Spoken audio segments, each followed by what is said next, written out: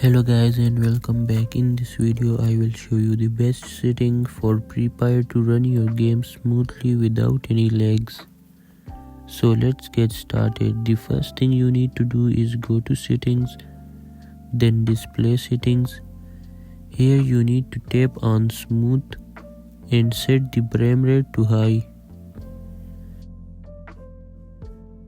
After that go to recordings and make sure that the quality is lower if you have lower end device. And the last one is go to network and make sure that optimization is turned on. What it does is that it will use both your cellular and Wi-Fi data to provide you with stable network. Once you apply these settings, restart the game and that's it. Make sure to like and subscribe for more. Thanks for watching.